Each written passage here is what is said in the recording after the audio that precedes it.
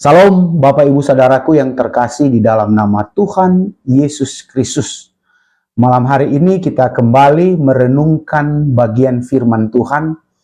Saya memberi sebuah judul, hidup yang dipimpin sepenuhnya oleh Tuhan. Saya ambil dalam Amsal pasal 3 ayat 5-6, berbunyi firman Tuhan seperti ini. Dia berkata, percayalah kepada Tuhan dengan segenap hatimu, dan janganlah bersandar kepada pengertianmu sendiri. Akuilah dia dalam segala lakumu, maka ia akan meluruskan jalanmu. Nah, ini ayat firman Tuhan yang gampang dicerna, gampang dipahami. Saudaraku yang terkasih, Bapak Ibu yang dimuliakan, banyak orang yang sudah percaya kepada Tuhan, tetapi hidupnya masih mengandalkan pikirannya. Bukan berarti pikiran tidak dipakai, tetapi dia mengandalkan pikirannya, mengandalkan perasaannya, mengandalkan kekuatan dirinya sendiri. Dan kemudian kita sering mendengar ya bahwa saya sungguh-sungguh beriman. Ya, ada sebuah kalimat, saya sungguh-sungguh beriman kepada Tuhan, tetapi di dalam praktek kehidupannya dia sudah punya rencana sendiri di dalam pikirannya, dalam hidupnya, dan dia seolah-olah ingin mengatur Tuhan. Nah, ini yang terjadi. Kita berkata kita beriman, tetapi kita cenderung mengandalkan pikiran, perasaan, dan kekuatan kita sendiri. Padahal saat kita berkata di dalam Amsal 3:5-6 tadi, percayalah kepada Tuhan dengan segenap hatimu, dan janganlah bersandar kepada pengertianmu sendiri. Akuilah dia dalam segala lakumu, maka ia akan meluruskan jalan. Nah, mari kita coba merenungkan Amsal 3:5-6. Bagaimana Amsal dipimpin sepenuhnya oleh Tuhan, sehingga hidupnya sangat bernilai dan diberkati.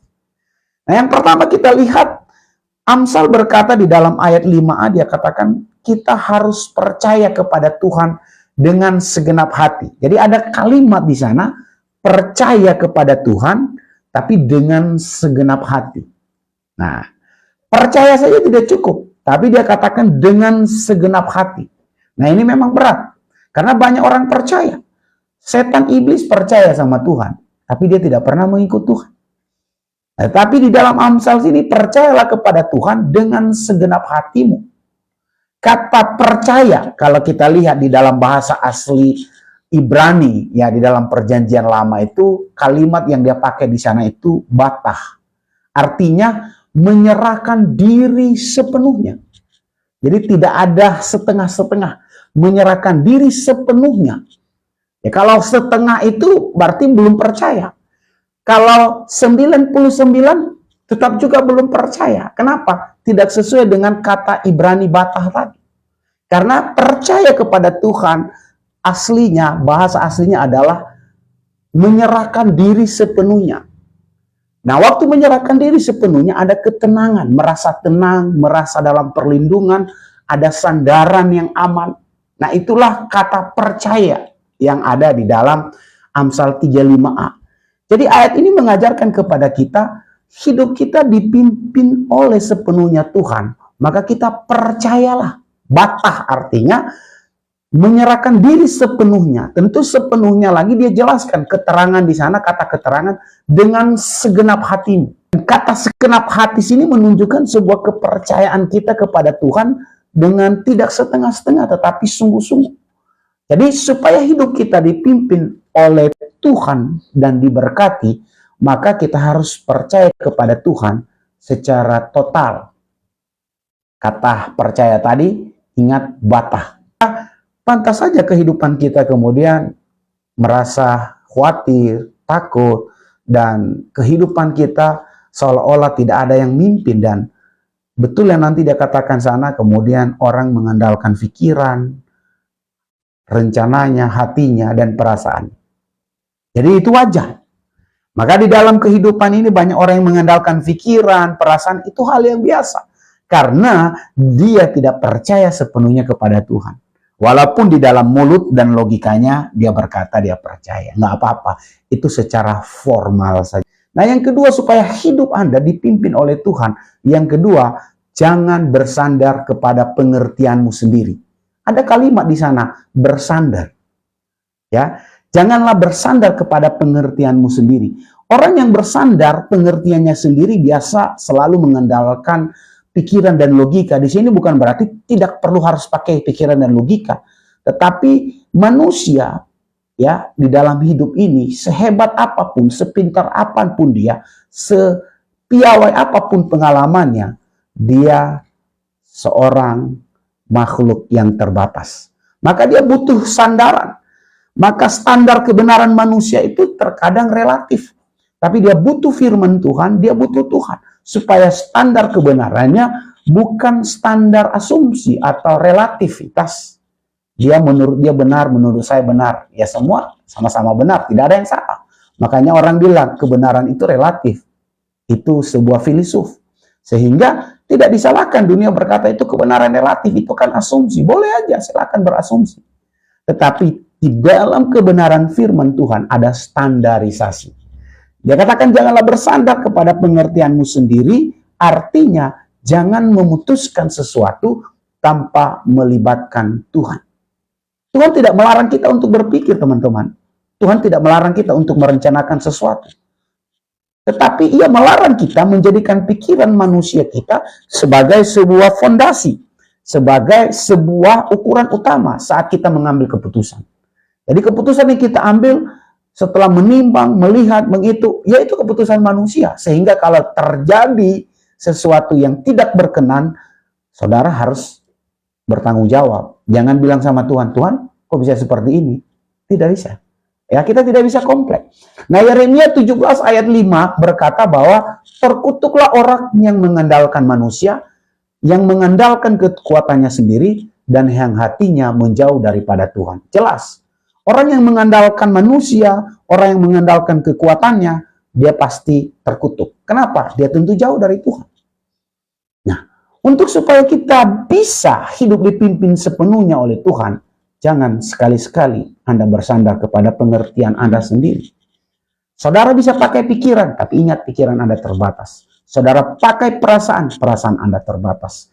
Saudara pakai pengalaman, pengalaman Anda sangat terbatas.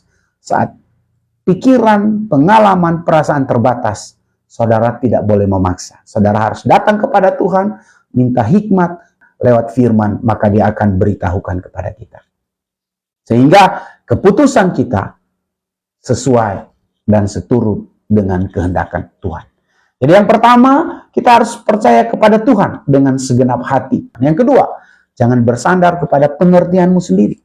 Tetapi sepenuhnya saudara harus mengandalkan Tuhan dalam hidup saudara. Yang ketiga, hidup dipimpin sepenuhnya oleh Tuhan. Yang ketiga, mengakui Tuhan dalam segala jalan hidup kita. Nah, ini adalah sesuatu yang realistis dan realita yang dilihat. Orang yang percaya kepada Tuhan dengan segenap hati, saya yakin dia tidak akan bersandar kepada pengertiannya, bersandar kepada Tuhan. Saya yakin dia akan mengakui Tuhan dalam segala jalan hidupnya. Amsal 3 ayat 6, akuilah dia dalam segala lakumu, maka ia akan meluruskan jalanmu. Berarti kalau kamu tidak mengakui dia dalam segala kehidupan perilakumu, maka jalanmu akan berkelok-kelok. Bisa saja bukan lurus jalannya, tapi lurus menurut Anda, tapi menuju kepada kebinasaan atau menuju kepada kehancuran. Bisa saja. Ya. Kata akuilah di sini mengajarkan kepada kita melibatkan Tuhan secara aktif. Akui itu adalah kalimat aktif dalam seluruh kegiatan, dalam seluruh hidup kita. Kita harus mencari kehendaknya dan hidup sepenuhnya bersandar kepada kehadiran Tuhan. Mengakui itu bukan hanya di depan altar, bukan hanya di gereja, bukan hanya depan istri atau suami, atau depan orang, atau depan pendeta. Tapi mengakui itu seluruhnya. Baik dilihat atau tidak dilihat. Baik dimanapun Anda berada, Anda harus menjadi garam dan terang di tengah-tengah dunia ini. Dalam seluruh kehidupan kita, berarti mencakup keluarga kita, mencakup pelayanan kita, mencakup pekerjaan kita, mencakup keuangan kita, mencakup setiap rencana dan keputusan kita. Baik itu keputusan kecil ataupun itu keputusan besar. Saudara harus mengakui Tuhan di dalam seluruh aktivitas. Tuhan ingin kita mengakuinya sebagai Tuhan. Bukan hanya dalam ibadah hari Minggu saja, persekutuan doa, tapi di dalam seluruh hidup kita.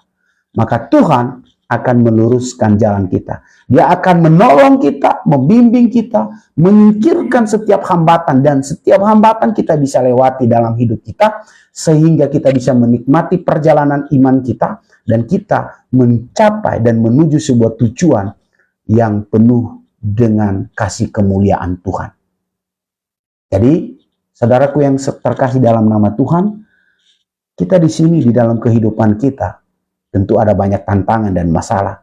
Tetapi jangan salah sangka dulu. Walaupun ada masalah, tentu Tuhan akan memberi jalan yang terbaik. Dia akan memimpin hidup Anda dan saya. Sehingga saat menghadapi masalah, kita akan memperoleh bimbingan dari Tuhan. Sehingga kita memperoleh jalan keluar. Jadi malam ini ada 3 kebenaran yang harus kita renungkan. Di dalam Amsal 3:5-6, hidup yang dipimpin sepenuhnya oleh Tuhan adalah hidup yang diberkati. Yang pertama, saudara harus percaya kepada Tuhan dengan segenap hatimu. Yang kedua, jangan bersandar kepada pengertianmu sendiri, tapi bersandarlah sepenuhnya kepada Tuhan. Yang ketiga, akuilah Dia dalam segala jalan hidupmu, dimanapun Anda berada, baik dilihat dan tidak dilihat. Anda adalah manusia Allah. Anda adalah garam dan terang di tengah-tengah dunia ini. Amin. Mari